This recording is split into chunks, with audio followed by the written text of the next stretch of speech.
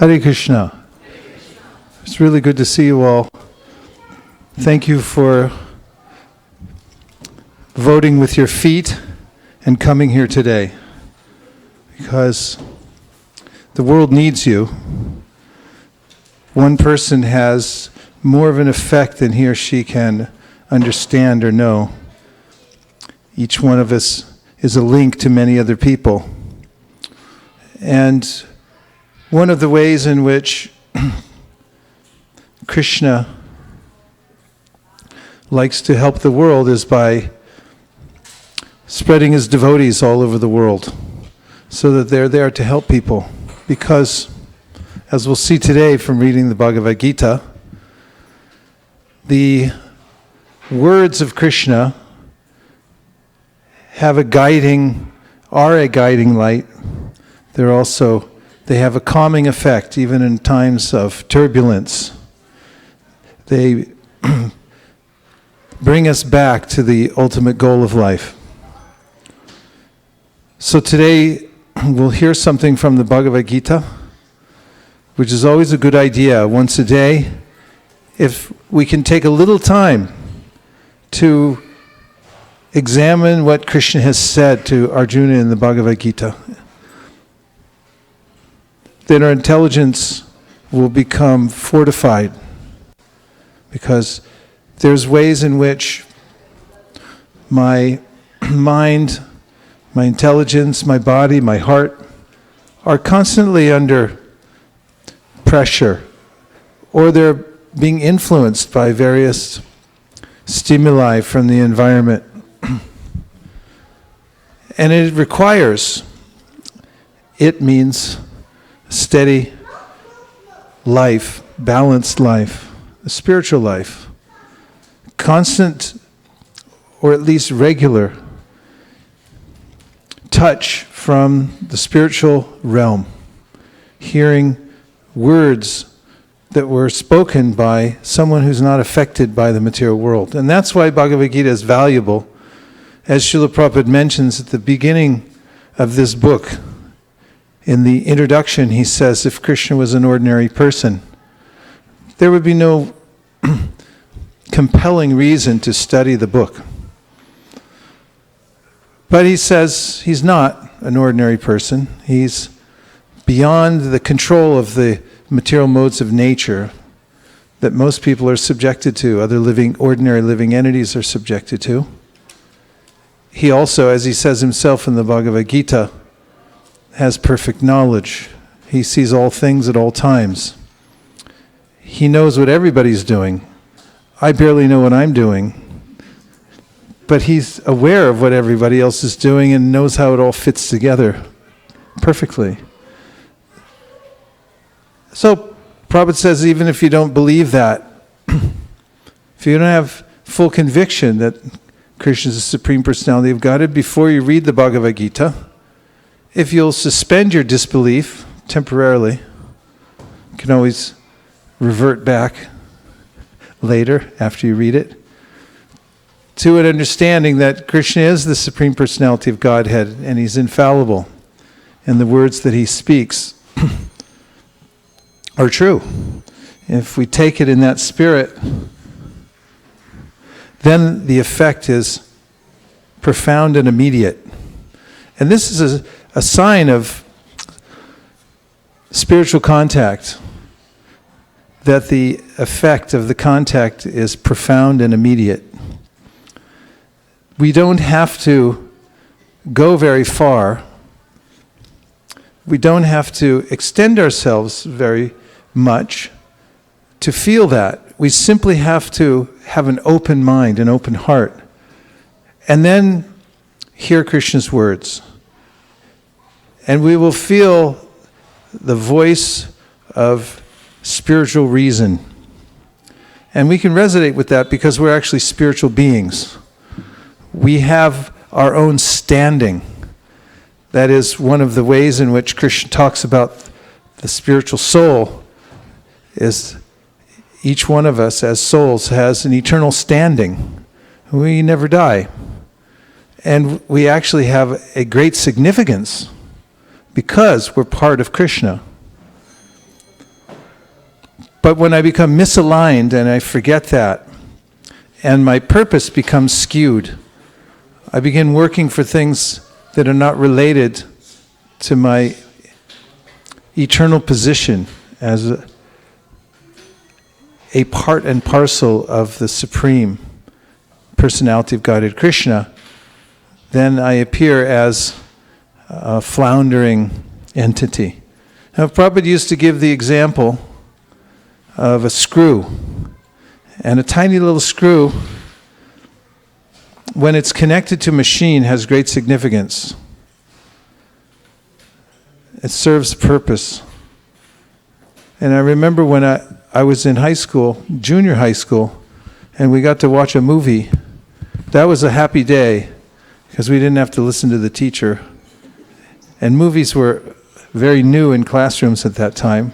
And there was an actual projector where the film would go through. And one of the kids, in his spare time, had vandalized the movie projector by taking out one of the little screws. Just like monkeys do this. When the devotees were building the ashram at Govardhan, the monkeys owned that before they came there. And they had to ask them politely to leave so they could rebuild it. And the monkeys waged war for over 3.5 years as they were building it. They had to be on guard because anything they'd build, they'd come in and break deliberately with a little smirk on their face. And kids sometimes are like that too if they're not guided properly. So some little kid took a little screw and it looked like an insignificant part. But much to the dismay of all the kids, when the film started, the picture was shaking on the screen. And the teacher looked and she saw the screw was missing. And she said, okay, one of you took the screw. I can't show the movie. And everyone was, darn. And even the little kid who took it felt bad because he was thinking, oh, I can't even watch the movie now. And somewhere that little screw is sitting nowadays, somewhere far flung into the track and field area where he threw it. No one will ever find it. Or if they do, when they pick it up, they'll think, oh, what is this? It's not. I can't do anything with it. It's insignificant. And when I heard that story, it seems like just a simple story, but it's so profound. I was walking around Govardhan Hill one day, and we step on a lot of little rocks and stones, and I felt a little something under my foot. And this time I looked, and I saw it was a little screw. And I picked it up, and I was feeling sorry for it, because I was thinking, it's lost. It's lost its purpose. It's just an insignificant screw now. And I was remembering how Prabhupada compared those who were disconnected from their service and to their purpose become insignificant. But if possibly I could find the source of that screw, I could find where it fit in. Some machine went by and it fell out, and I could put it back. Then the screw has so much purpose. So in a similar way, our connection with Krishna, and this is what yoga means, is to be connected to Krishna, has a profound and immediate effect. When we're reconnected, we know it for ourselves. We can feel it.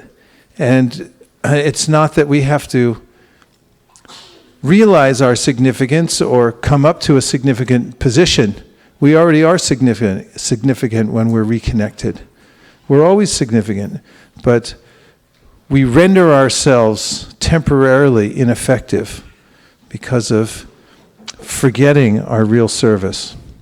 So, coming to a class here at ISV, which has been deliberately set up by those who care that others become connected. And this is the preoccupation of spiritually advanced people, like His Divine Grace A.C. Bhaktivedanta Swami Prabhupada, who founded this International Society for Krishna Consciousness. He went to great lengths to make sure that everyone got an opportunity to reconnect with Krishna. And to that end, he wrote many books because he saw that when people, human beings, were attracted to knowledge because we're part and parcel of Krishna, therefore we have a chit potency. Part of our being, our very being, is that we seek knowledge. So we're little knowledge drinkers. We want to find some knowledge and drink it in. So knowing that living entities are knowledge drinkers, he prepared, on the order of his spiritual master, various books that would accommodate the sensibilities of the living entities. It would go immediately to the heart, to the spiritual self of those who would read books like Bhagavad Gita as it is, which was one of the books that Prabhupada wrote in India, and also the Srimad Bhagavatam, Easy Journey to Other Planets, and the Bhakti Guided magazine, which he started in India and restarted again after he got to America. And now we bring you this public service announcement. You have an opportunity to do some seva right now by moving your car from the parking lot, because at this time on Sunday, there's a Sunday school, and it takes place in the parking lot. And so if you have your car parked out in the parking lot, and you could move it now, we deeply appreciate it. It's actually, I think it's mandatory and necessary, so any inconvenience is regretted. Thank you. Now, if somebody could tell me where I was. Bhakti Guided magazine is the first magazine I saw, and it really hit the mark because I was looking for anything that was spiritual that made sense. And I found little pieces here and there, tiny little pieces from my research that made a little bit of sense. But the comprehensiveness of the presentation that Prabhupada made in the Bhakti Guided magazine, where everything fit together, the philosophy was irresistible. And so is the presentation aesthetically. You need to see something beautiful that actually touches the soul. It's the nature of the soul to want to see beauty. We want beauty. We want something that moves us, that takes us out of our existential situation into a state of wonderment. Everyone's looking for that. That's why people go to movies. That's why people go to dramas. That's why people get on Ferris wheels to try to have out-of-body experience. And I found that by reading the Bhakti Guided magazine. So when I felt that, I realized that somebody had deliberately prepared this, and I was interested in finding out who was behind it.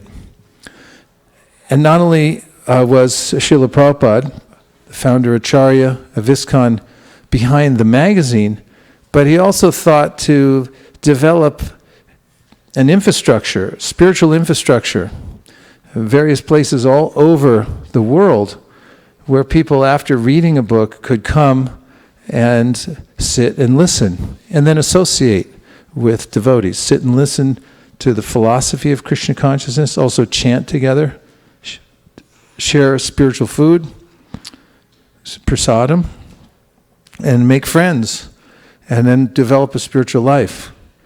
So this is a result of his idea to make facility all over the world for people to come and become Krishna conscious. There was no profit motive behind it. It was very similar to what other great sages we read about, for instance, in the Srimad Bhagavatam, like the sages at Naimisaranya have done, when they come together and they plan how to make facility for people to come to spiritual life so that they can be relieved from the burning effect of the material existence. So thank you for all participating in it. You're not ordinary souls because you have this connection, an inside track in spiritual life. And it's vitally important. Otherwise, a society that's based on consumerism, building in more and more outlets so that we can buy things and developing more variety of things to buy, although it seems superficially as if it would satisfy us to have just one more variety of toothpaste or a smartphone, but we notice that it doesn't quite do that. And every year, a new set of technological devices come out. Very specifically, the one everyone waits for is the iPhone. And somehow or other, no matter how spectacular it has become, you could run an airline off of a smartphone now. But people still are not that impressed anymore, because there's a saturation point with material experience. Whereas there's no saturation point with spiritual experience. It gets deeper and deeper. It's another symptom of advancement in spiritual life, is that one feels ever stimulated to want to do more. For instance, in the process of practicing bhakti, there's this very simple way in which one can participate by chanting God's names. It's such a simple concept. It's something that we can all relate to, because we're used to calling out people's names. We're used to calling people by name. We're used to also getting various responses according to which name we use for people. For instance, if I call you by your nickname, you might smile, think, how'd you know that?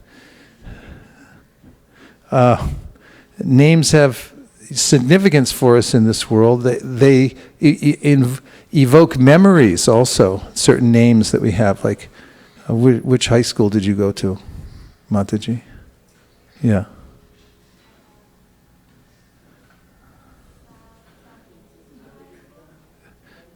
Turn that on for her.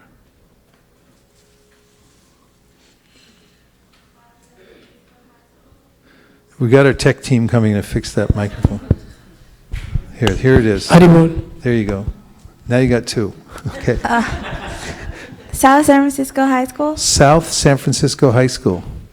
Everyone say South San Francisco High School. South San Francisco High School. How do you feel now? You can feel the fight song coming on right now. That would be a hard fight song to write, South San Francisco High School. But people who go on to become successful, they go to school at a certain college, university, high school, and they donate money. They donate their entire estates to their alma mater. That means mother, alma mater, where they were brought up, and they remember the name of that place. It evokes memories and so forth. So what to speak of the material realm and the spiritual realm? There's an intimate connection, or an absolute connection, actually, between the object and the name itself. So there's an absoluteness to the name of Krishna, in various names. Therefore, Bhagavatam says repeatedly, and here's an example, Apana samsritim gauranyam nama vivisho granan tata sadya vimucheta ya bibheti swayam bhayam. And that is that there's no difference between Krishna and his name. And therefore, one should take advantage of repeating the name of the Lord to be in intimate touch with him. Even in times of danger, one can say, "Oh Krishna." Oh Krishna. And Krishna's right there, according to this verse. He's there to protect you. And not only that, it's described there that he's feared by fear personified. So any fearful situation we have in this world, we can eradicate. Oh Krishna. Oh Krishna. Or if it's Damodar Vamsidhar, you say, Oh Jagannath. But staying close to the names of the Lord is the secret to this immediate and intimate connection with God. And this is something that Sri Chaitanya Mahaprabhu taught. He codified this philosophy and brought it to the world, and showed people that this is a simple yet extremely profound way for one to be connected to the Supreme Personality of Godhead.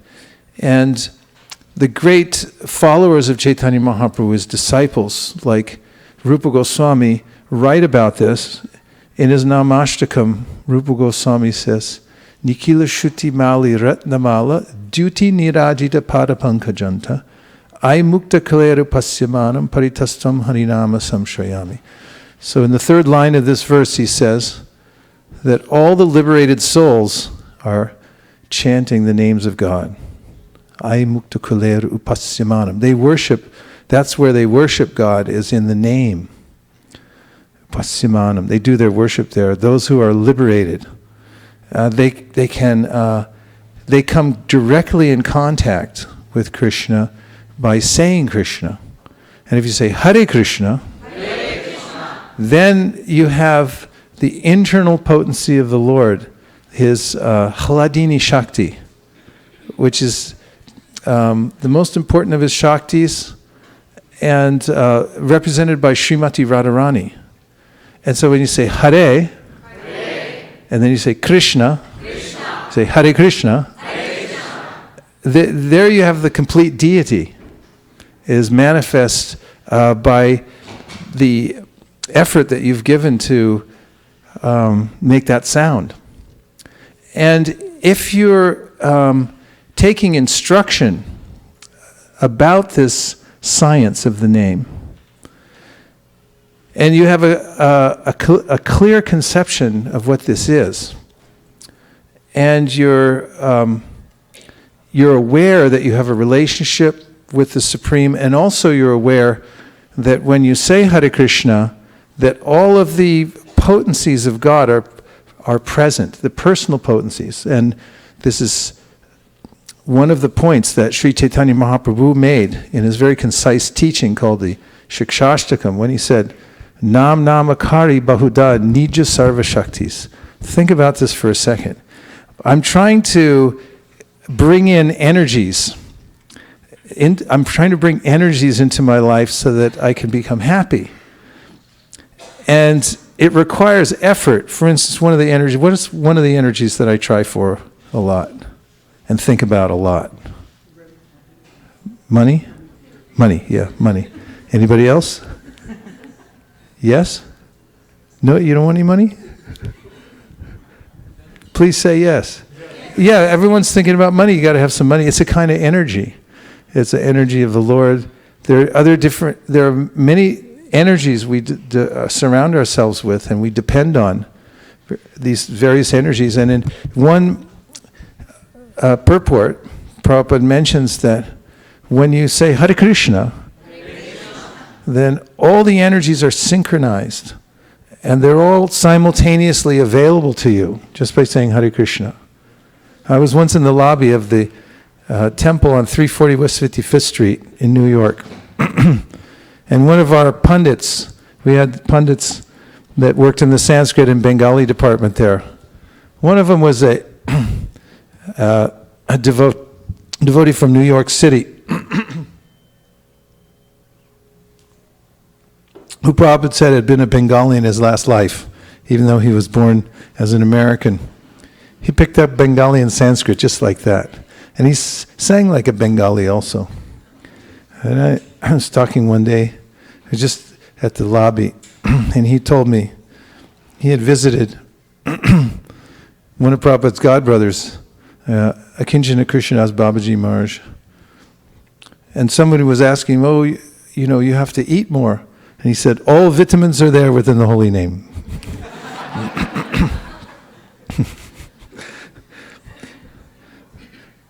And later on in the Bhagavatam, I quoted a verse from the first canto, but later on in the 5th chapter of the first canto, that was from the first chapter, Narada Muni mentions that the deity of the Lord, the form of the Lord, the complete form of the Lord, the complete darshan, means the way to be fully in contact with Him is through the mantra.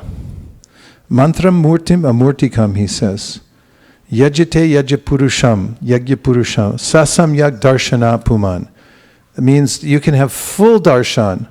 And how? Through the mantra that contains the names of the Lord. My wife and I, Nirkula, part of our spring cleaning this year is getting all our finances together, our legal papers, everything like that. It has to be redone on a regular basis to make sure, one has to do that to make sure one's up to date, so there's no gaps. And we were talking to an advisor, and he was asking us about our lives. And I remember Nirkula said, he was trying to explain our lifestyle, said, yeah, and we have a mantra. I thought that's an interesting thing to tell somebody. We have a mantra, and I was thinking about it. What a benefit it is to have a mantra. Do you have a mantra? Yes. Yeah, you ask somebody, what's your mantra? Do you have a mantra? You know, some people mantra is, woe is me, I don't like the president. There's a lot of mantras going around. Those mantras are dead. They just drive you around in the circles of the mind. And then there are mantras that Narada Muni said that come from a spiritual realm and that actually embody the complete form of the Lord and all his energies. So that's what Chaitanya Mahaprabhu was saying. He said, Nam Nam Akari Bahuda. So there's many, many names of God. And in these names, he said, Nija Sarva Shakti. So Nija means personal. So we hanker for some personal connection with the Supreme, with others and with the Supreme, because we're persons also. And it's available there. The relationship actually awakens through the repetition of the name. So this is a profound way in which to practice spiritual life. You can do it in your backyard. You could do it at any time. We were just down in the park because we had an awards ceremony down there, and Damodar Vamsidhari Prabhu was kindly holding an umbrella over our head because we were sitting there in the sun, and there were slight gaps in between in the ceremony, and I could hear him back there going, Hare Krishna, Krishna Krishna, Hare Hare, Hare Rama, Rama Rama, Hare Hare. Those who become accustomed to experiencing the direct energies of the Lord through the name, then don't want to be disconnected from it. So we find that advanced transcendentalists, especially in the line of Sri Chaitanya Mahaprabhu, are accustomed to continuously chanting. Continuously chanting. Or as Prabhupada says in the Bhagavad Gita purport to 9:31, Shri Prambhavati Dharmatma Shashvash Chantim Nagachyati Konteya Prajidanihi Nami Bhaktya Pranashyati. Or is that 30? 30? So in this verse, Krishna is saying that if you just go on with the process of Krishna consciousness, then you'll definitely become saintly. You just continue. And in the purport, 31. Is that what I said first? 31. Okay, good. I'm happy I'm not. Just saying. Okay, so in the purport, Prabhupada says, this should not be misunderstood. In the 7th chapter, the Lord says that one who is engaged in mischievous activities cannot become a devotee of the Lord. One who is not a devotee of the Lord has no good qualifications whatsoever. The question remains then, how can a person engage in abominable activities either by accident or by intention be a pure devotee? This question may justly be raised. The miscreants, you better find out what a miscreant is. The miscreants, as stated in the 7th chapter, who never come to the devotional service of the Lord have no good qualifications, as is stated in the Srimad Bhagavatam. Generally, a devotee who is engaged in the 9 kinds of devotional activities is engaged in the process of cleansing all material contamination from the heart. I think all of you fit in that category, so I'm going to read the sentence again, because you may appreciate hearing about the efficacy of your lifestyle choice. Would you like to hear it again? Yes. Okay. It says here, Generally, a devotee who is engaged in the 9 kinds of devotional activities is engaged in the process of cleansing all material contamination from the heart. Very good. Congratulations. He puts the Supreme Personality of Godhead within his heart, and all sinful contaminations are naturally washed away. Continuous thinking of the Supreme Lord makes him pure by nature. According to the Vedas, there is a certain regulation that if one falls down from his exalted position, he has to undergo certain ritualistic processes to purify himself. But here there is no such condition, because the purifying process is already there in the heart of the devotee, due to his remembering the Supreme Personality of Godhead constantly. Therefore, the chanting of Hare Krishna, Krishna Krishna, Hare Hare, Hare Rama, Rama Rama, Hare Hare, should be continued without stoppage. That's what I was getting to. This will protect a devotee from all accidental fall downs. He will thus remain perpetually free from material contaminations. That's a good prescription. And if you take this prescription to go on repeating the name without stoppage, then you achieve your own realization of the name, and you develop your own relationship with the name. You also are protected from accidental fall downs, because whatever missteps you may take are rectified because of your determination to continue the process, regardless of your disqualification.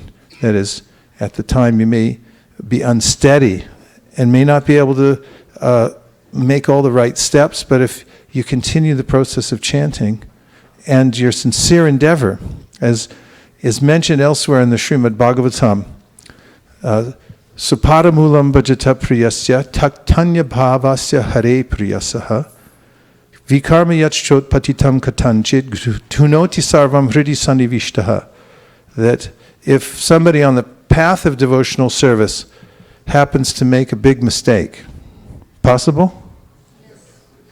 Please say yes. Yes. Then, if that person, it says that person should simply go on with the process of devotional service without stoppage, because Krishna is there within the heart, and he understands that the sincerity of the person.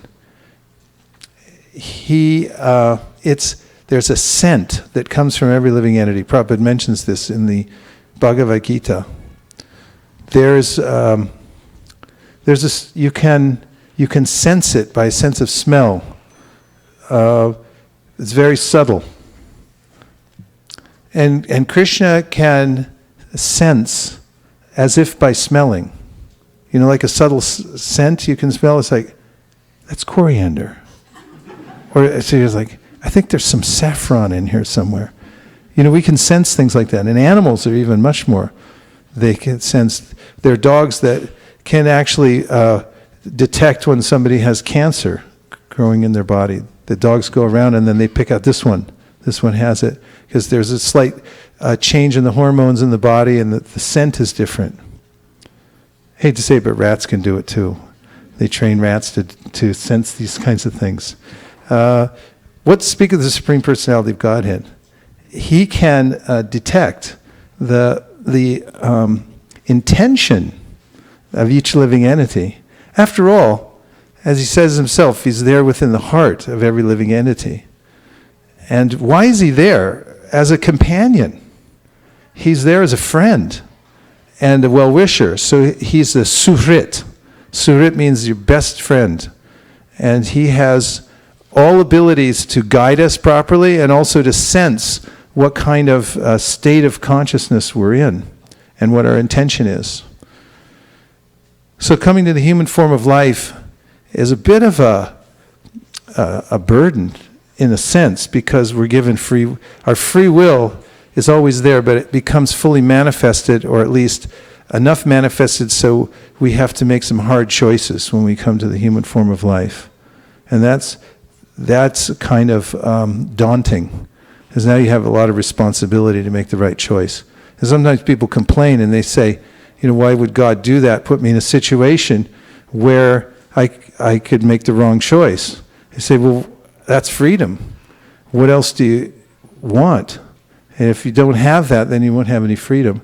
So that sincerity means to recognize that I'm at a particular juncture where I can make a choice to actually deliberately turn my attention towards Krishna. And Krishna senses that. And then he helps from within the heart. He helps even, let's see the translation to this verse. One who has thus given up all other engagements and has taken full shelter at the lotus feet of Hari, the Supreme Personality of God, it is very dear to the Lord. Indeed, if such a surrendered soul accidentally commits some sinful activity, the Supreme Lord, Personality of Godhead, who is seated within everyone's heart, immediately takes away the reaction to such a sin. So Krishna knows the heart of the person. He's already entered within their heart and understands their sincerity, and therefore that person's endeared him or herself to the Lord, and he gives help through personally rectifying the person who goes on chanting. So, but the prescription that we just heard from the Gita is to chant without stoppage. Now that means different things. One thing it means is literally not stopping. This can be done. It's possible to keep the holy name going in one's life. Is it not? It's possible, right? Have you ever seen it? You ever seen it done? I've seen a young woman in Southern California. Her name is Avani, and she lives in this a beautiful house in Southern California with her parents and her older sister, who's a whiz kid going to medical school. And this Avani is always listening to the holy name. Always has been since she's a kid. I think we've been going there for 10 years or something. And even when she was very little, she'd always have Kirtan going. And if you walk past her room, you hear the Kirtan going on. There's some recording of the Kirtan going 24 hours a day. Always. Kirtan's always going. And she's always been a very peaceful, blissful, kind of successful person. Recently asked her father, how does she do it? And he goes, it's the Kirtan.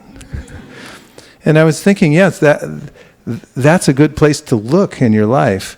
If you want to find yourself, if you want to find happiness, if you want to correct the wayward mind and so forth, is be closer to the holy name. Be closer. And the other place to take shelter simultaneously is of the Bhagavad Gita. Because the Bhagavad Gita is the direct words of Krishna, who is the Supreme Personality of Godhead. Now, I had a friend named Jim Walters many years ago. Unfortunately, Jim passed away last year. I was very sad to see him go. But when I knew him, I did some business with him for a little while. Jim was a really wonderful person. But he had a way with phrases. And one of the phrases that he spoke one day really stuck in my mind, and it made me laugh. And that was, we were talking about people's ability to sell things and to convince people of taking things. And Jim said, that guy could talk a dog off a meat wagon. The imagery of a dog who's up on a meat wagon and then somebody who's able to actually coax him to come off, like, come on, boy, come on. Dog doesn't want to come off the meat wagon. It's like, there's somebody like, there's people called horse whisperers. Have you heard of this? They're able to talk to horses. So somebody is able to convince a dog to come away from a possible source of real enjoyment for him is a remarkable feat of using one's words and convincing power. And so I was thinking about how much attached, how easily attached one becomes to the material world, and how Krishna's words can convince even a conditioned soul to come away from the material world. As Prabhupada mentions in the first canto of the Bhagavatam, it's not the first choice that people have in this world. Even those who may be practicing some form of yoga may not know how much they're invested in the material world, so much so that if in the middle of my service Krishna comes and says, okay, let's go back to Godhead, I may say, yeah, but I got work, and I got kids, and I got, I can't do that right now. I may not have that power, but Krishna can convince any of us to let go. And how does he do that? Through the Bhagavad Gita. That's why he spoke it. To bring us to the point where we would experience this sweet surrender, where we would have the internal power, internal fortitude to be able to turn our attention fully to him, which is the source of happiness. So, my proposition is that by hearing Krishna's commonsensical words in the Bhagavad Gita again and again, the intelligence and mind become convinced. So this is required. One has to continually stay in contact with Krishna, especially by repeating his names. That's number one. What's number one? Correct. And number two is to regularly, as much as possible, hear Krishna's commonsensical words in the Bhagavad Gita so as to convince my intelligence to get off the meat wagon of the material world. He said, come on, boy. Come on, you get off now. And it takes some coaxing, just like it takes a dog whisperer or a horse whisperer to convince that dog or the horse to come out of danger, to calm down, to come in a certain direction. Even these animal experts, they have some communion. I've seen it before because I had a business associate who was like this. In fact, she has a world famous business where she actually goes places and deals with animals. And it's amazing. She just communicates with animals. She's so much in tune with them and able to calm them down when everybody else wasn't able to, and so forth. So Krishna's words are like that for us. He's like a soul whisperer. He can whisper to the soul and say, okay, here, calm down. You're going to be okay. You just have to step away from the wagon, take a few more steps, come on, a little more, a little this way, and he brings us in. He'll bring us back to the spiritual world safely if we take shelter of his guidance. So that's there in the Bhagavad Gita. It's in black and white. That's an amazing thing. It's actually contained in one book, in one section. This particular section of the Mahabharata has been carefully guarded by great sages over millennia because they understand that this is the heart of the Mahabharata. Other parts of the Mahabharata have been subject to interpolation. You'll find various versions. There's a South Indian version of the Mahabharata, there's a North Indian version, and they have slightly different cultural bents to them. But the Bhagavad Gita doesn't have any difference. One Bhagavad Gita is the same as another over history because everyone, the great sages and acharyas have protected it. They've given their commentary on it again and again. In fact, all the acharyas comment on Bhagavad Gita. And somehow or other, we have it. We have that Bhagavad Gita. Prabhupada presented it as the Bhagavad Gita as it is. And he used this was the tip of the spear for his entire campaign going throughout the world. And now it's translated into how many languages? Correct. Because today is World Book and Publishing Day. And the BBT has put out an infographic announcing that the BBT has translated the Bhagavad Gita as it is into 58 languages. That's pretty remarkable. And so that's the second part. If you take time every day to hear the Bhagavad Gita, hear the words of Krishna, magically, automatically, you will be guided in such a way that you'll come out of harm's way. You won't do yourself any harm. People who are crazy do themselves harm. You know that? People have to be protected when they are not of sound mind. They can do things to themselves. And conditioned souls do that because they're crazy. They'll do things like they drink liquids that you could ignite with a match. I've seen it. My grandmother was a gourmet cook, and she used to put brandy on stuff and then light it on a cake and light it on fire. This is gourmet cooking, you know. And it would be lighted on fire because the alcohol burns. And you don't want to be drinking stuff you can burn, you know. And all kinds of other things. And throughout the Gita, Krishna gives explanations of which realms of this world are extremely harmful. I mean, there's color-codedness in it. You know, there's like the really dangerous red zone, where if you touch this, you're going to be fried. And then the middle zone, it's like orange in the mode of passion. Or if you get in here, it'll drive you nuts. And then if you keep going a little further toward the blue zone in the mode of goodness, then you start to get a little peaceful. And there's a science behind it. He actually tells what kind of food will fry your brain out, what kind of food will drive you crazy, what kind of food will help you to be a little calm and think about life in an ordinary way. This is commonsensical. And the types of work, the types of austerities that you do, how to do them in such a way that you come out of the danger zone. So it's meant to protect us from harming ourselves by making really bad decisions.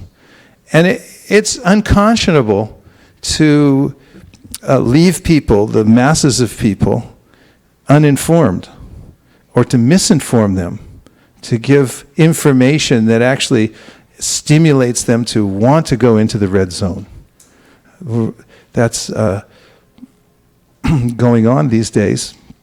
So part of the process is to protect oneself through these two practices in Krishna consciousness: chanting regularly and continually, and hearing from the Bhagavad Gita. Then one can come to a stabilized situation in one's life, spiritually stable situation called nishta, where you can be unaffected by happiness and distress, by the dualities of the world, by attraction and repulsion. These are two sides of the experience in the material world of being very attracted to something, a material sense object, or being repulsed by it. And one can become neutral by these two processes, chanting and also hearing Bhagavad Gita. And from that neutral position, Krishna says, Nam hi yavyatayantete purusham purusharshapa sama dukkha sukham dhiram somritat vayakalpate. That one who can attain this neutral position, where he or she is not disturbed by happiness or distress, by attraction and repulsion, that person, somritat vayakalpate, can taste nectar. Amrita. You get to taste Amrita. It's such a high happiness that it becomes, once one's tasted it, becomes irresistible. And one wants to taste it again. And then one self-regulates. One is very careful to regulate one's life in the ways in which Krishna mentions in the Bhagavad Gita so that one can taste that nectar. And then there's an upward spiral. Because as one tastes it, one becomes more interested in following Krishna's instructions in the Bhagavad Gita. And as one does, one gets more facility to taste spiritual happiness. And this spiral continues eternally, goes up and up. So spiritual life is eternally progressive. And one can go on like that. So I'm just suggesting these two simple processes. The first one is? Chant Hare Krishna. Stay in touch with the personal names of God. And when you're given a mantra, as I mentioned before, if somebody asks you, what do you do? And you say, I got a mantra. What do you do? So I don't have a mantra. It's like, you better get a mantra. I can give you mine, Get a mantra. That's a good idea. Get a mantra. Get your own personal mantra. And keep that mantra with you wherever you go. The mantra will protect you. In fact, this book, Brihat Bhagavatamrita, what a book. This is Sanatana Goswami wrote this book. It explains the essence of the philosophy of Sri Chaitanya Mahaprabhu and the Srimad Bhagavatam. It's the essence of the essence, because the Bhagavatam is the explanation of the Vedanta Sutra, which is the essence of all the Vedas. It explains the Upanishads. And then the Vedanta Sutra is completely explained in the Srimad Bhagavatam. But then the essence of Bhagavatam is explained in the Brihat Bhagavatamrita. It's written by Sanatana Goswami. And in this book, what was I about to say? Yeah, the mantra is prominent because Gopakumar, the hero of the story, gets a mantra. And the mantra saves him. It not just saves him, it transports him through everywhere, throughout the whole universe, and eventually takes him back home, back to the spiritual world. The mantra. It was revealed to him. He didn't even know what it was at first, but it was just given to him by his family deity, who actually happened to be an expansion of Durga. So he gets the mantra, and the mantra constantly guides him. So your mantra will guide you if you keep your mantra going. So that's why acharyas prescribe chant a fixed number of rounds every day. And for those who are initiates, Prabhupada gave this level to chant at least 16 rounds a day. How long does that take you all? 2 hours. Yeah, it's a good chunk of time to invest. You notice it when you invest 2 hours, don't you? And other people notice it too. And so it puts a good wedge. And I'm just reiterating that it's a really good investment of time, because it's possible for the mind to think, maybe I'll get ahead faster if I don't spend so much time chanting, if I do something else. Maybe I need to spend more time on my finances, for instance. Well, Krishna answers that in the Bhagavad Gita.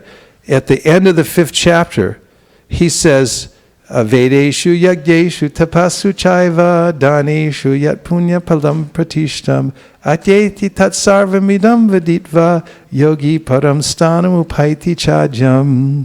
It feels so satisfying when you're able to say a whole verse, isn't it? To remember a verse, because it's like a little temple in and of itself. Every verse in the Bhagavad Gita is like its own beautiful ornate temple. You can enter into it. It has hallways, the different word meanings you can go into. There's commentaries you can look at. You can live inside that verse. So in this verse, Krishna assures you that if you put your attention towards devotional service, you won't lose on what? Economic development. How about that? If you put your attention towards worshiping Krishna, you won't lose as far as economic development. What else won't you lose on? What? Religious ceremonies?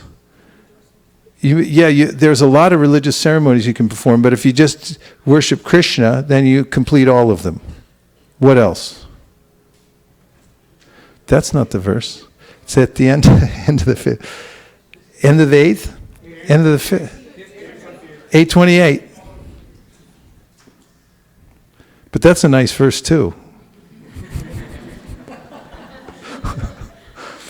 Look at this. From the study of the Vedas, you may think, I have to study all the Vedas. Well, Krishna says, just do bhakti. Think of me. How do you do that? Chant Hare Krishna. You'll get the same result if you just chant Hare Krishna from studying all the Vedas. Good? Yes. Say yes. Yes. Okay. Yagyeshu, performings of yagyas. There's a lot of yagyas you can do. But if you chant Hare Krishna, you worship Krishna's lotus feet, you think of Krishna, you get the result of all the yagyas. Is that okay? Yes. It's absolutely okay. Tapassu. Tapasya, there's a lot of tapasya you can perform, right? People do all kinds of crazy stuff.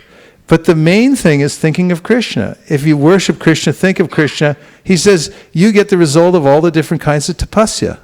Is that good? Yes. It's very good. And then you've got Chaeva Daneshu, giving in charity. How about that? Covered. Daneshu, yet punya palam, the results of pious work. There's all kinds of pious work people try to do. But it's all subsumed by the process of bhakti. So all these things, Krishna says, the devotee who's engaged in the direct process of devotional service, not bereft of any of these things. So this is why it's important to hear the Bhagavad Gita, because then your mind can take shelter in those 2 hours of chanting. And just say, I'm not losing anything. Everything's here, right? I don't have to go anywhere else. It all takes place here. I was feeling overwhelmed a few years ago when I got to Govardhan Hill, because a lot of different projects pending. That means a lot of problems. That means fixing problems. It means all kinds of stuff. So, I mean, we had a discussion one year when I got to Govardhan, and we were talking about what it's like to be a temple president. I said, one good thing is, you don't mind death so much because it's a better alternative sometimes. And so anyway, I was talking to one of my senior godbrothers that I like to meet up with when I go to Govardhan every year about the various responsibilities and this and that. And he said, you don't even think about cutting down your time here at Govardhan, because he intuited, I wasn't actually going to go there, but he cut me off of the path anyway and said, don't you even think about taking less time. In fact, you think about taking more time.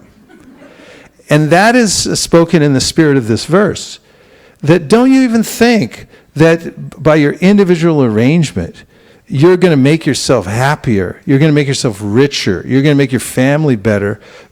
You have to take time to go deeply within the direct process of bhakti in order to attain anything good. Because there are plenty of people who work their fingers to the bone, as they like to say. And at the end of it, even if there's some temporary result, it doesn't bring any satisfaction whatsoever. But this chanting of Hare Krishna, this is the prime process of bhakti. If you take your time every day, whether it's 5 minutes or 2 hours, those who are serious, they carve out a time and they say, this is my time to chant, and they don't let anything get in between them and their time chanting. And then while chanting the holy name, it's important to go beyond the chatter of the mind, because there is a realm of the mind which is defined in various yogic scriptures, like the what am I thinking of? Huh? Chatter in the mind. But no, what book am I thinking about? Yeah, Patanjali Yoga Sutra. Yeah, so in there he talks about the various states of mind. There are various levels of distraction that one can experience, that one does experience in the material mind. And the advanced practitioner of the chanting process, of japa I'm talking about right now, practices hearing the name and chanting beyond the chatter of the mind. Because that chatter can distract one unlimitedly, so that you can't even hear the name. And also, you don't get the result of the chanting. So sincere practitioners are careful to chant and sincerely listen to the sound of the name, and it helps to study it. That's why I brought up this verse. If you're well studied and you think of this, and for instance, there's a statement by Bhaktivinoda Thakur where he says, "Nambina kichu nahiko aro choda bhuvanamaji," that there's nothing else to be had in the 14 worlds except for the holy name. And that includes Costco, Home Depot, definitely 7-Eleven. I mean, that's just, junk food. The whole material world's like that junk food. This is real food. It's something you'll actually be nourished by. So when you can enter into that realm with undivided attention and chant the names of the Lord, then you actually make rapid advancement. And as far as reading Bhagavad Gita goes, it takes a little bit of a discipline, because one actually has to sit down with a book like this. Here's a sample of a book. I've had this one for a while. There are different versions of Bhagavad Gita as it is. This is a handy version, you can carry around. You have to sit down and actually open the book. And sometimes that takes a lot of strength. Because the mind is so impetuous. Impetuous means like a little child. Just like, I don't want to do that. Why not? I don't know, and I want to do something else besides that too. And the mind's so fickle that to every day pick up the Bhagavad Gita and then have the strength. It's like, can I open this? Oh. And once you open it, then, okay, look at it. You have to make your eyes look at it. There's no Facebook. No Facebook. Bhagavad Gita. Keep looking. And then once you can look at one eye, and as I said, each verse is like a temple. You have to enter into it. And once you actually enter into the contours of the words, there's little channels in it. He's got the Sanskrit, the word for word. It actually becomes interesting to the mind. The intelligent picks up on it and goes, this is pretty intelligent. This makes sense. This is a spiritual practice when you engage your intelligence in looking at the Gita. It's not a ritual. It's actually communion with your intelligence with the Supreme Personality of Godhead, who's personally present in his words. And so if you enter into that, then the mind suddenly becomes satisfied. And so that practice every day, if you can spend a little time, read the Bhagavad Gita, read some verses, read 3 verses and examine them carefully. Make them your verses. You could read the same verse every day and read the same purport and try to get as much as you can at every line. Then you'll find traction in your spiritual life. And that's important because nothing succeeds like success. If you get a little success in your own personal life, you'll be the happiest person in Silicon Valley. Everyone else is trying for happiness, but you'll actually have it. And then you'll have something to offer because you're doing these 2 things very carefully and with full attention and full intention. And now I got a few tricks up my sleeve, but before I pull them out, we'll take a few reflections. That is, anything that you've heard so far that's stuck in your mind that you feel will be useful if you amplify it by saying it back. Are you ready? Say yes. Yes. Okay, go. Yes, Kameshwari. Hare Krishna, Prabhuji. What stuck to me is that every verse is a temple and we can really enter into it, the word to word, the meaning, the purport. I really like that. Every verse is like a temple. Yeah, if you meet somebody anywhere in the world and they know a verse from the Bhagavad Gita, you've met the best among people. I mean, you're just like somebody, if you have a discussion, it's like, yeah, I know a verse from the Bhagavad Gita. You do? How did you do that? Who do you know? And how did you accomplish that? You know a verse from the Bhagavad Gita. And what does it mean to you? It's very, very special.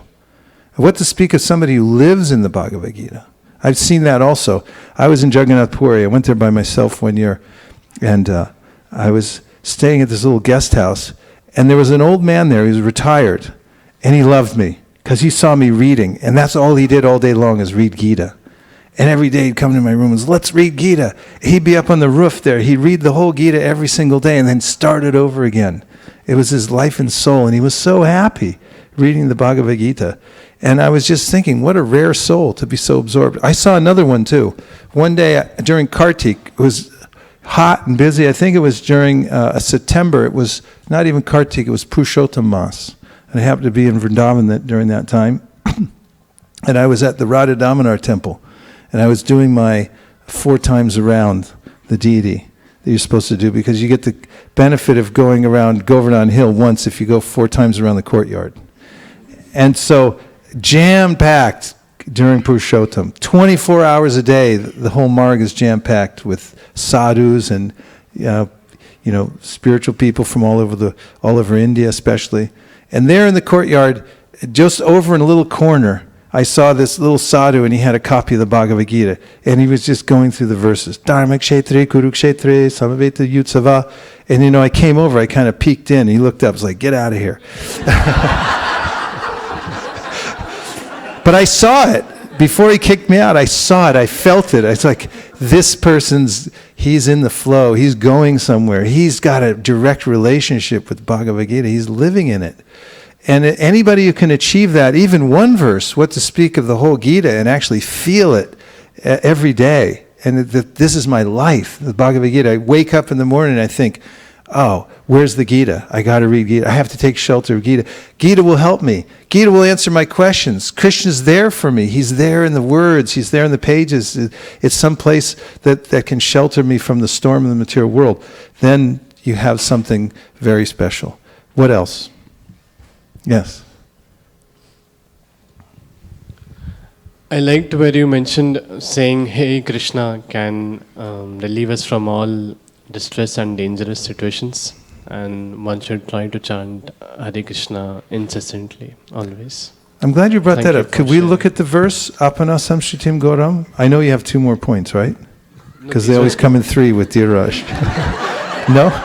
Put Apana Samshritim Goran. Apana Samsritim, 1114. We got a pundit in the front row. 1114. Wait till you get a look at this. Here it is. Let's say it together. I'll say it and then repeat. Apanaha Samsritim Goram. Yanama Vivashogranan. Tatasadyo Vimucheta. Yabibheti Swayam Payam. Here are the synonyms. Apanaha, being entangled. Sangsriting, the hurdle of birth and death. Gauram, too complicated. Yet, what?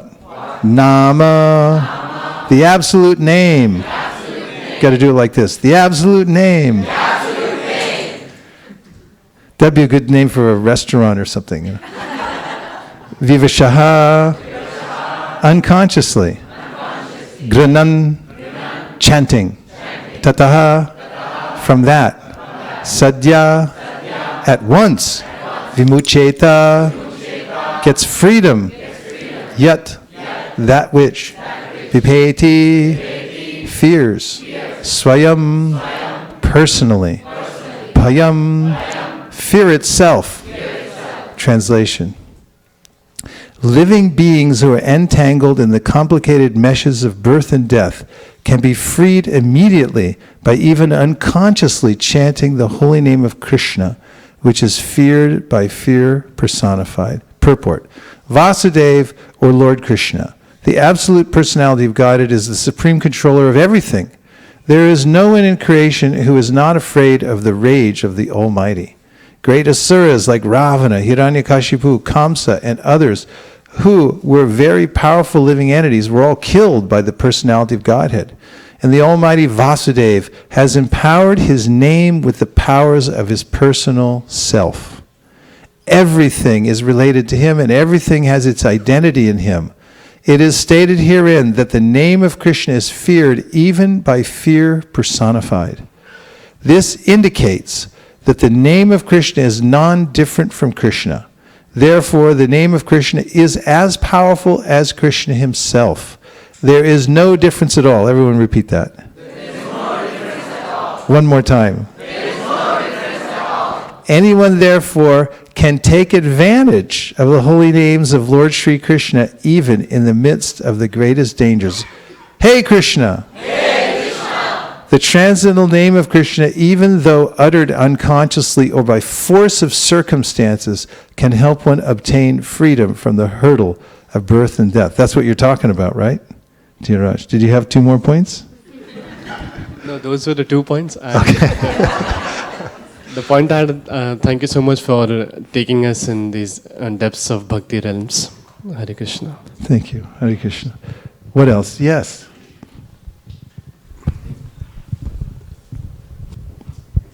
I liked your graphic description of soul whisperer, of how Krishna talks us into taking the path of spiritual path and then taking us all the way to the spiritual world. Yeah, the soul whisperer. Yeah, that's right. He could speak to us in the right way. He has the right language to convince us. And besides that, he's our best friend. I mean, it's really intriguing to spend time with your best friend every day by reading the Bhagavad Gita and chanting the holy name. And then feeling yourself being carried away by his... This is the actual experience, spiritual experience, is feeling yourself directed by the words of the Bhagavad Gita. When they resonate in your mind, because you've taken time to look at them and read them, and they begin to resonate in your mind, it builds a spiritual groove in your intelligence, so that you're directed that way, and you feel yourself lifted away from the normal attractions that the physical body has to this world that are stumbling blocks for spiritual life. Actually, they're artificial, because we have nothing to do with this body. And the impulses that tempt me in various ways are artificial, because it's the expression of the physical body. But one can experience for oneself, this is very practical, how Krishna's words have power to lift me above the fray of the chatter of the mind and the impulses of the senses. And then the faith grows, because you can see for yourself that this power is there within the words of Krishna in the Bhagavad Gita. Yes, thank you very much. Yes, Shamalangi. And then, well, here, one, and then somebody had their hand up back there. Okay. So I like the point very much. All vitamins are there in the holy name. Yes, all vitamins are there in the holy name. And that's, understanding that all energies are synchronized from all the different sources if you take shelter of the holy name. Shri Antariksha. Maharaj, I had the same point as Shamalangi Mataji, and also you mentioned the example of Damodar Vamshidhari Prabhu, how in between the gaps he was keeping so close to the holy name. That was very striking. Yeah, and he also, hey Jagannath! I've seen it before, like there's not much time to think, and once we were in the old temple and the blackboard was starting to fall off, it was going to hit somebody in the head, and he's, hey Jagannath! And I was saying, how were you able to do that so quickly? And so this verse we read just now, one should practice this. Always be taking shelter of the holy name. Where else are you going to go? How else are you going to take shelter? This is the way in which one can find that immediate shelter. Yes. Okay. Thank you so much, Maharaj, for the wonderful class. You'd asked me to get you the meaning of miscreant. Miscreant. Okay. I'm just bringing it up because it has a very interesting... So miscreant is depraved, villainous, or base. Depraved, villainous, or? Base. Or base. Yeah. And archaic, it says, holding a false or unorthodox religious belief. Holding a false or unauthorized religious belief. Yeah, I never, kind of connected the two together, religion and miscreant. Yeah. Miscreant. Prabhupada uses that word, such a choice. And how did he use it? Where did we? In the beginning. What was the context? Apichet Suduracharo, that verse. Yeah. Shipramhavati, the next one. So what did he say about a miscreant? In the purport. Yeah, I know it's in the purport, but what did he say? I'll just read it. Let's go back and look. We're going to double back. We're going back to 931. We don't care what anybody says. We're going back to it.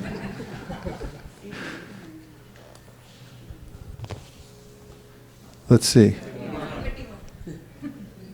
We'll always remember this. Okay. Okay, so let's see what he says about a miscreant. Keep going. Down, down, down. Keep going. Did you find it? Fourth sentence. She knows where it is. Okay. Go up to the top. This should not be misunderstood. In the 7th chapter, the Lord says that one who is engaged in mischievous activities cannot become a devotee of the Lord, One who is not a devotee of the Lord has no good qualifications whatsoever. The question remains then, how can a person engage in abominable activities, either by accident or by intention, be a pure devotee? That's pretty interesting. This question may justly be raised. The miscreants, as stated in the 7th chapter, who never come to the devotional service of the Lord have no good qualifications, as is stated in Srimad Bhagavatam. That's stated in Srimad Bhagavatam in 5.18.12. It's a great overture of 5.18.12.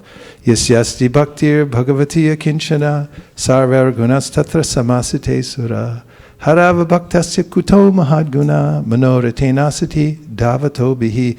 And that is that if one practices bhakti, then naturally he or she will develop all the good qualities of the devas. Or, our Acharya said, their qualities will be some good. The devas will want to live in your house with you because you're so full of good qualities. And on the other hand, people who don't take to devotional service will never develop good qualities. Whatever apparent good qualities they have will shift because they're on the mental platform. You have another one? And then over to Preeti Sandarbha. I also like the chant beyond the chatter of the mind. Yeah, chant beyond the chatter of the mind. Beyond the chatter.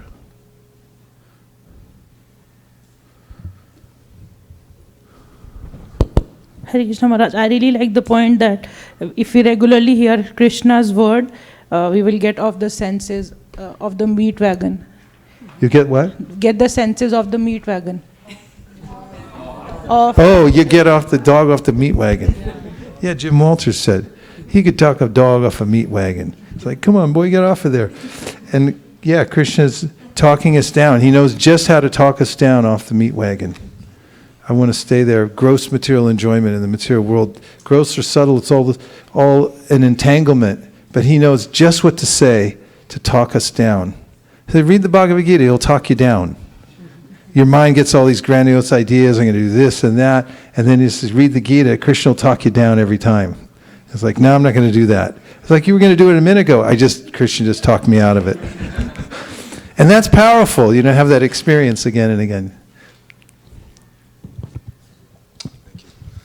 Thank you. I find it really beautiful and lovely when I think about the relationship that Krishna has to my soul, where kind of hides out in there just waiting and being patient, right? As I'm impatient, running around doing all these sensory-driven things, gives me everything I want, and never asks for a single thing except for me to say his name. And when I compare that with the image of the banyan tree with the muddy water puddle vision of the banyan tree being the material world here, I look at the way a typical relationship would work, where it would be maybe me demanding of someone else, think of me more, acknowledge me more, and then I'll do this for you. Acknowledge me when I do something for you. Why didn't you do this? Why didn't you do that? And it always becomes about me, and yet here's Krishna being so humble that he will not even reveal himself and what he's done for me until I'm ready to actually take the step and go, I think I need to acknowledge him for this. And then he's like, just say my name. That's all you have to do.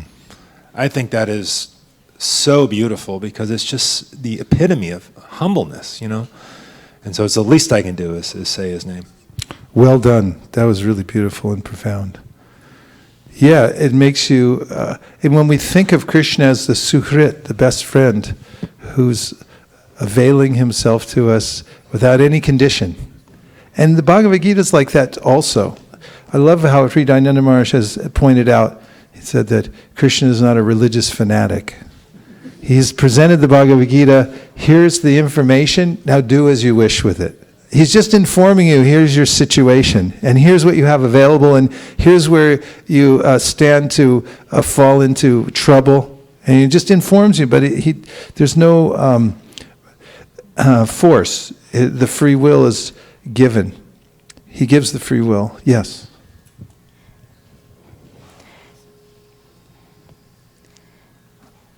Prabhuji, I like the beginning part of the lecture when you talked about the screw which was lost from the machine which was supposed to perform something. And when you said that one day you saw the screw and you said that, oh, you're lost. And how you mentioned that Srila Prabhupada took compassion, and I was imagining myself to be one of the screws who is lost, and he connected us to Krishna through Bhagavad Gita. So I was just feeling so grateful. Actually, I felt a kinship with that screw. I thought, you and me, we're together on this. And it shows, too, a well-placed analogy. And Prabhupada gave so many. And it's easy to skip over them. Because I've heard that one before, the iron rod and the fire, the screw and things like that. But if you actually take it and analyze it, it gets deeper and deeper. You can think about it. These analogies are a bridge to the philosophy where you can actually embrace it wholly and feel it. Yes, thank you for remembering that. Thank you, Prabhuji. I like the point, Prabhu, where you said everybody has a mantra. Because practically everybody you meet, you can almost sense it that he has a particular mood or certain situation or things that is bothering him. And no matter what, those topics come up. But then if we have our own mantra, that's why, like initiation, you trade in all your other mantras. You actually, you vote like that. You say all of them, no more mantra. Forget these other mantras. I'm taking this one mantra. I have full faith in this other mantra. The other ones were arbitrary. I just picked them up here and there. I didn't know what I was saying. And now with deliberateness, and I've understood the world runs by mantra, and that this mantra, and I'm getting it from the right source. I've shopped carefully. I looked at all the reviews on Amazon, everything carefully. There was, 10 billion reviews by the sages, and they all gave it 5 stars. I read all the literatures, all the question answer. And I said, I'm going to take that. And no buyer's remorse. You go in, this is bhajana kriya. As I explained yesterday, there's a way in which one gets a little faith. Because just by coming into contact with the holy name, Rupa Goswami says this, Yada baso pyudnyan kavilita bhava dvanta vibabo drisham tatvandanam api dishiti pranayinim. He said, if somebody hears Hare Krishna, they hear the Hare Krishna Maha Mantra, and they don't know what it is. And he says, Tattva andhanam. They're blind to any kind of tattva. They have no idea about, what is the Bhagavat Sandarbha or the Bhagavad Gita or the Nectar Devotion. That's a different universe for them. And they have no idea who the Hare Krishna people are or what this Hare Krishna is. They just hear Hare Krishna. They're walking down the street minding their own business, and they hear Hare Krishna. And then somehow or other, he said, Tattva andhanam, dishiti. All of a sudden, just by touch of that holy name, then they feel, oh, yeah, this is about something good. Like one lady, we were at downtown San Francisco. We were chanting amidst the melee down there during the Black Friday. It was about 5 years ago. And we were all lined up chanting, doing our best to hold our own amidst the clamor downtown. The cacophony of sounds coming from every direction. And there we are chanting, and this elderly woman, very well dressed, looked like from some other country. She stopped and she was spellbound watching the devotees chant Hare Krishna. And so I was on the very end and I was watching her, and then she noticed that I was noticing her and vice versa. So she kind of indicated, she wanted to ask something. So I leaned over and she said, "Are these names of God?" And I said, "Yes, they are." And she said, "This is wonderful." And she told me she's from Iran, who's visiting some family members there. But she was unacquainted with the custom of chanting or the name and the mantra and so forth. But she suddenly felt this sense of devotion. And others as well, who have no connection to any spiritual process, become overwhelmed by hearing the mantra. And Rupa Goswami says they become awakened to this feeling of bhakti. And then after that, Rupa Goswami, or Vishwanath Chakravarti Thakur writes that a person who's awakened a little bit of sympathy for the devotees, then says, I want to go spend some time with them. And after spending some time, then they want to do like they're doing. And it's like, how do I become officially involved in this program? This is bhajana kriya. It's like, I'll take the vow. They get enough well-reasoned faith. They've developed it to say, yes, this is the right thing, this is the right mantra. Then they take the mantra and they say, I'm going to take initiation. I'm going to make this my main thing for the rest of my life, because everything's in this. Yes? Connecting this example that Ashok Prabhu was using in the book distribution yesterday, he was just saying how even people reach the success of what one can achieve in a lifetime. Like Michael Jackson used to have an island, but he couldn't sleep. So they have to put the medicine that they put, make the elephant sleep. So he used to take that. And he was also saying how Trump was up at 3 a.m. Obviously, he's not going for Mangalarati. He was tweeting. So he was saying how these people are stressed, and even though they have success, but as you said in the class, by chanting the holy name, it can solve all problems. And by doing this throughout lifetime, by chanting and reading Bhagavad Gita, you said that we come to Nishta, that equanimity, that blue zone, so we can think and make further progress in spiritual life. And it's possible for us without even putting any effort except focusing on the holy name. Wow, thank you for that recap. And I just remembering Nishta, it's such a comforting, it's comforting to have signposts along the way. So I started by, just a moment ago, speaking about one develops faith. And faith means that you have some sense that this is a good idea. Uh-oh. Okay. Busted.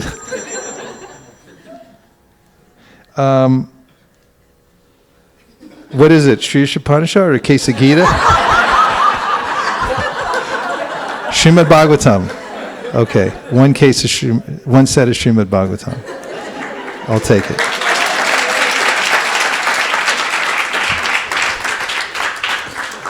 Ado Shraddha, then there's Sadhusanga, then there's Bhajana Kriya, which means, Sadhusanga means association with devotees, Bhajana Kriya means I take it seriously, I become initiated, I follow what the previous acharyas have prescribed for me, what my spiritual master prescribes.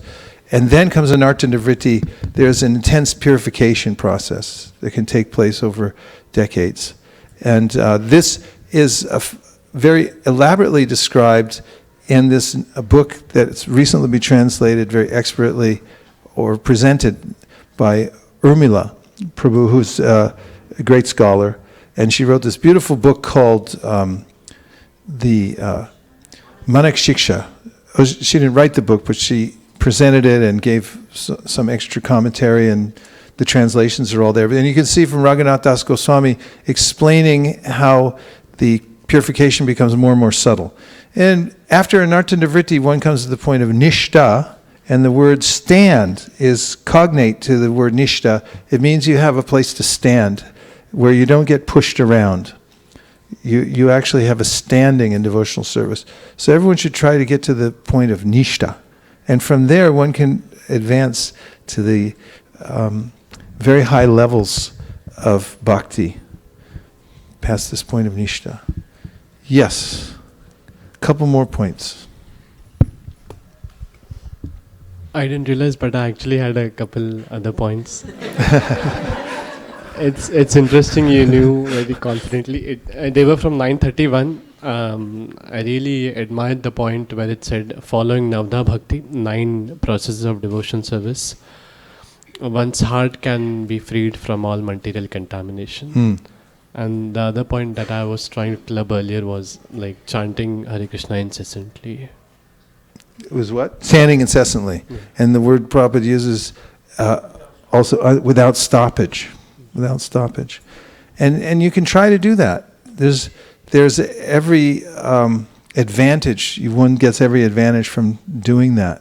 Try to mold your life around that. In fact, in the Nectar of Instruction, Rupa Goswami says that this is the essence of all advice. Try to organize your life around this principle to continuously hear and chant, so you never stop.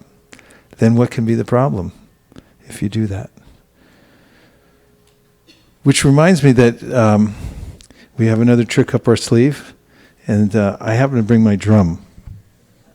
And we can have this other kind of meditation on the holy name. You don't know what I'm going to do, right?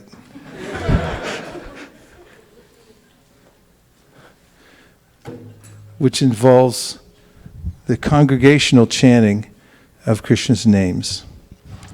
And when there's some melody and rhythm, then there's a way in which we may viscerally respond. In fact, anywhere you go in the world, people respond to melody and rhythm. Even animals are attracted. If you play beautiful music, cows will come running over to see what it is. Birds, deer, they're all fascinated by it. And people all over the world, when they hear music, when they hear rhythm, they're attracted. Now, if you take that medium and then you add in the mantra, Sri Chaitanya Mahaprabhu said this is the best kind of meditation. You can do singing and then chant the names which are transcendental along with that singing as the singing, and then one will get the full effect also from the sincerity that's coming from the hearts of everybody else. Dare we try it? Yes. Okay.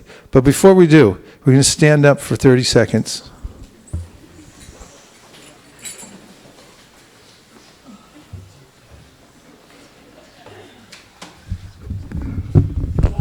If you could reach your hands in the air as high as you can and say as loud as you can, "Go Ranga." That's pretty loud, but so let's try to go at a higher level. On 3, 1, 2, 3. Go! One more time. 1, 2, 3. Go! Thank you very much. You could try that at your office.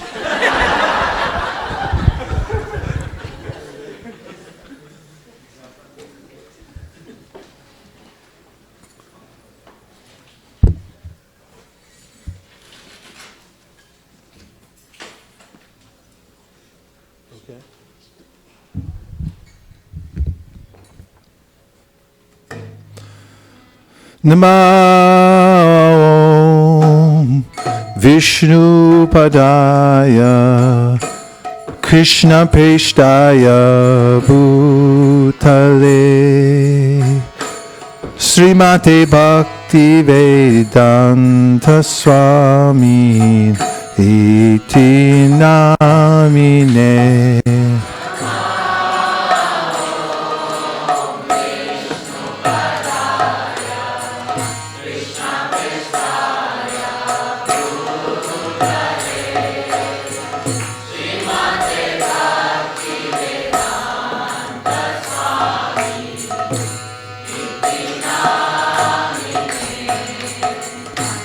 Namaste Saraswate Deve Gauravani Pracharine Nirvishesha Shunyavadi Paschatya Deshatarine.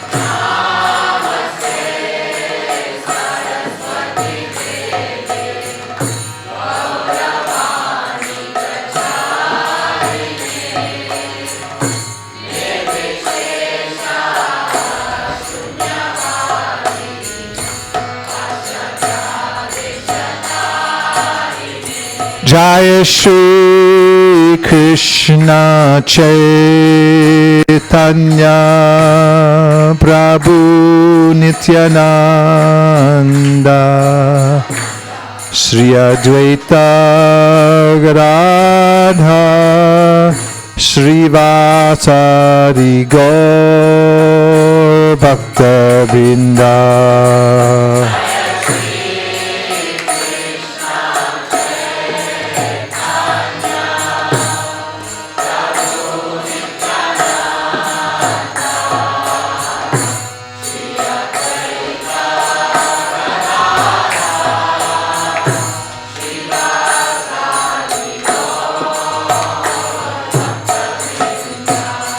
Jaya Shri Krishna Chaitanya Prabhu Nityananda Shri Advaita Radha Shri Vasari Gaur Bhakta Vrinda.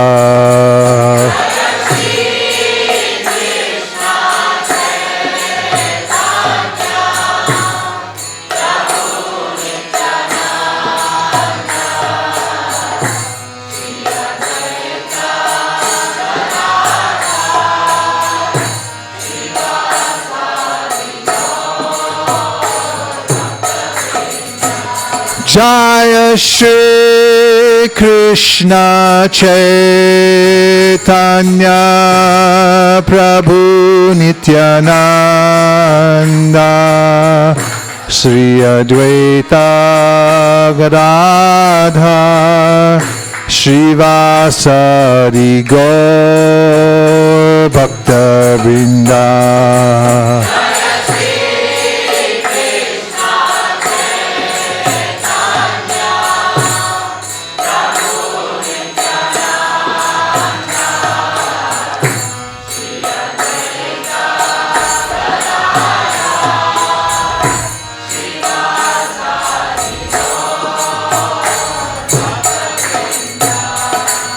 Hare Krishna, Krishna Krishna, Hare Hare, Hare Rama, Rama Rama, Hare Hare.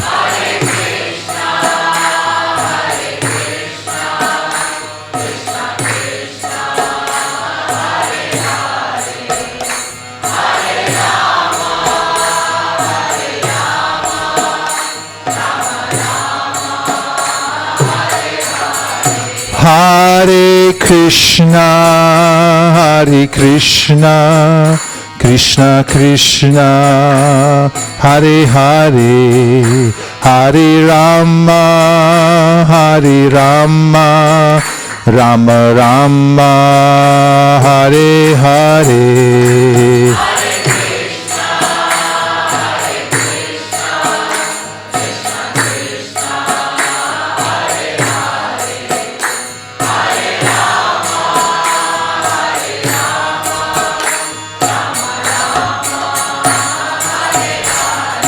Hare Krishna, Krishna Krishna, Hare Hare, Hare Rama, Rama Rama, Hare Hare.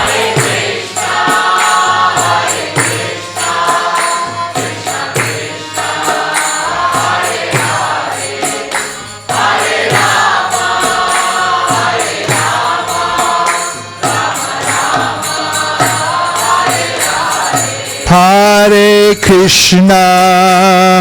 Krishna, Krishna Krishna, Hare Hare, Hare Rama, Rama Rama, Hare Hare.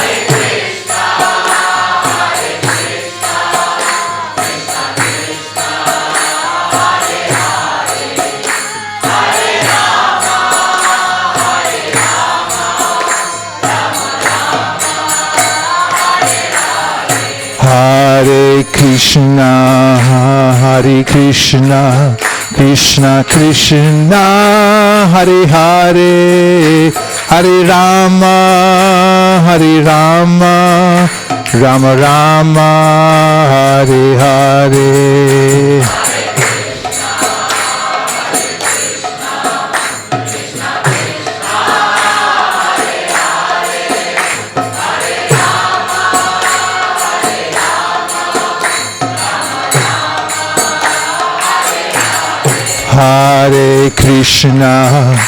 Hare Krishna, Krishna Krishna, Hare Hare, Hare Rama, Hare Rama, Rama Rama, Hare Hare.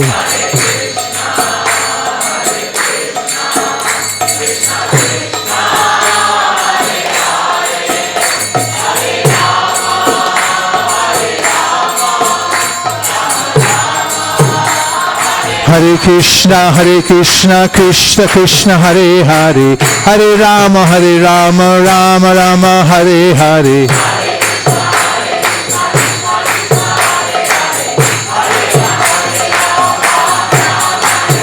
Hare Krishna, Krishna Krishna, Hare Hare, Hare Rama, Rama Rama, Hare Hare.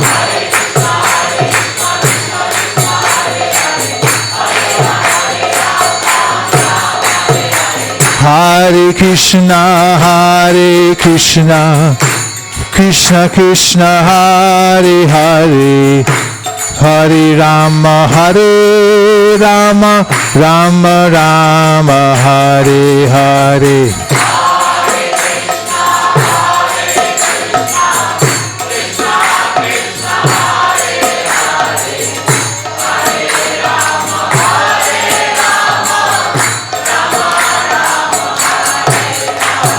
Hare Krishna, Krishna Krishna, Hare Hare, Hare Rama, Rama Rama, Hare Hare.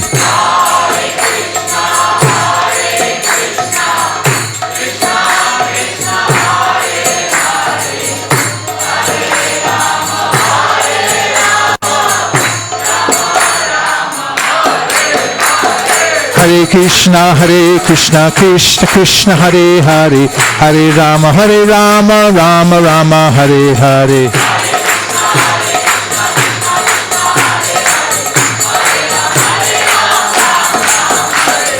Hare Krishna, Krishna Krishna, Hare Hare, Hare Rama, Rama Rama, Hare Hare.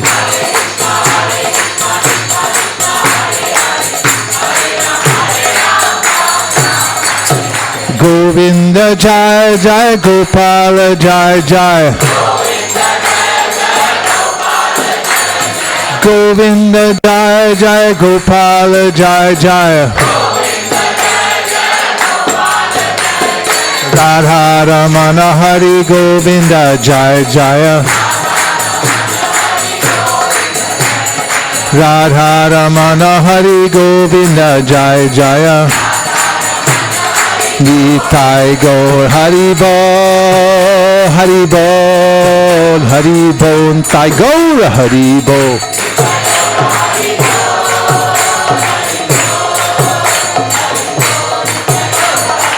Jai Jaya Prabhupada, Prabhupada, Prabhupada, Jai Jaya Prabhupada.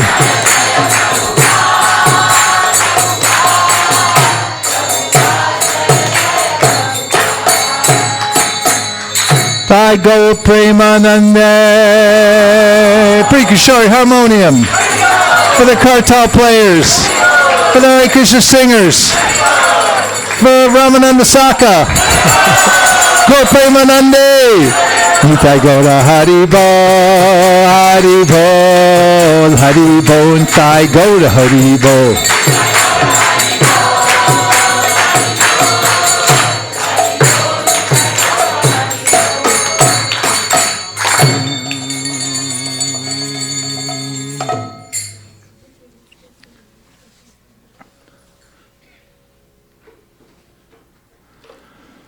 I'll just leave you with one verse from, and that is how Krishna tells us to live in this world, and he gives another beautiful analogy.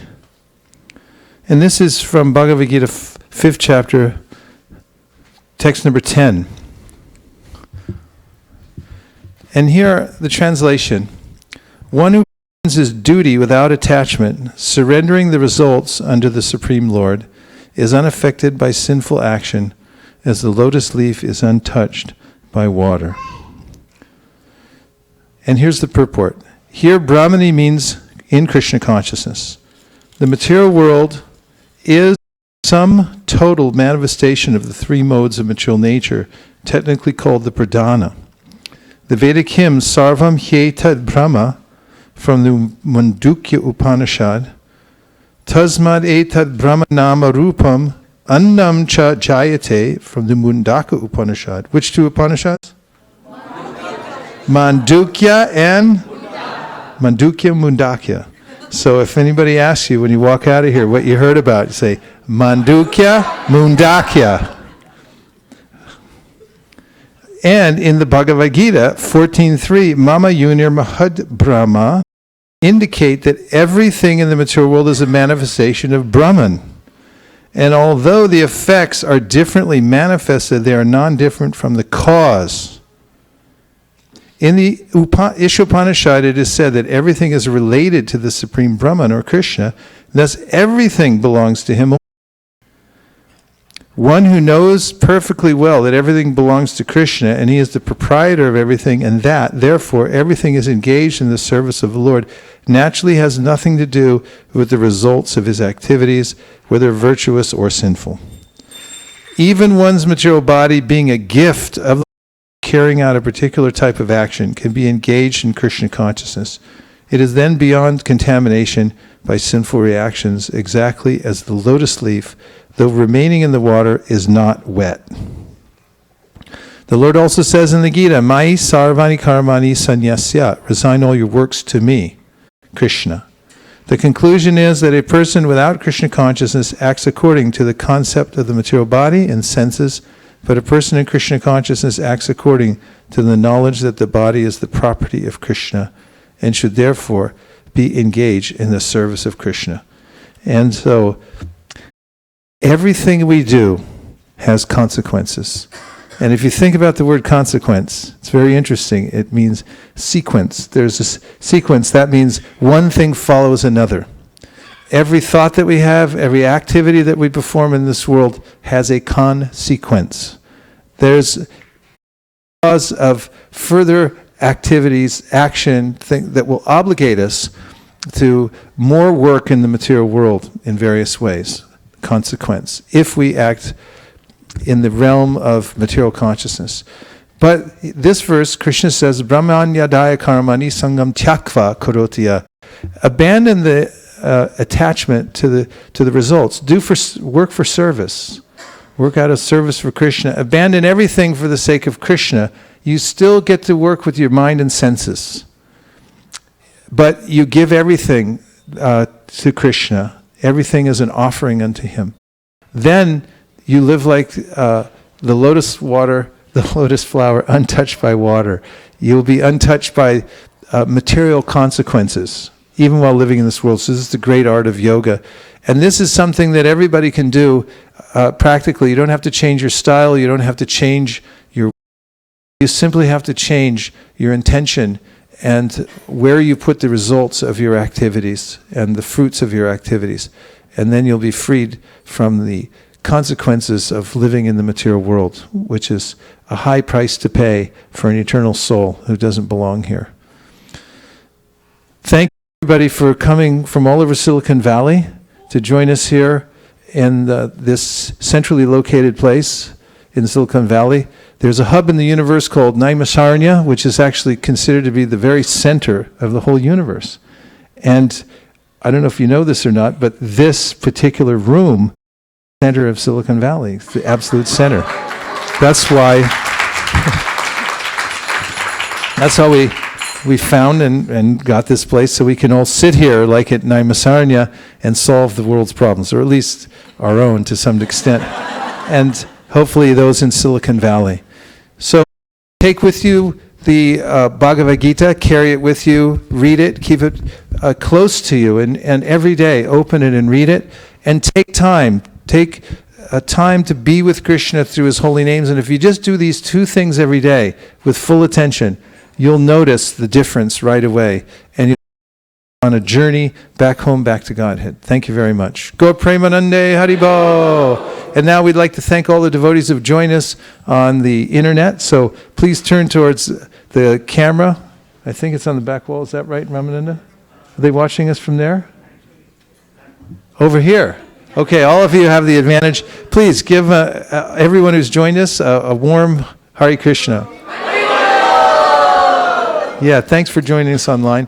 And now we're going to take some time to dance. If you dance, you can of the cares and anxieties that may have accumulated over the week. It's a long week here in Silicon Valley. So feel free to put your arms in the air and spin and dance and let them all fly out. And then take in the holy name, replace all those cares and anxiety with the divine holy name. So we'll move all the asanas in the back, and we'll observe the beautiful artik ceremony and chant and dance to our heart's content. Chant, dance, repeat. Hare Krishna.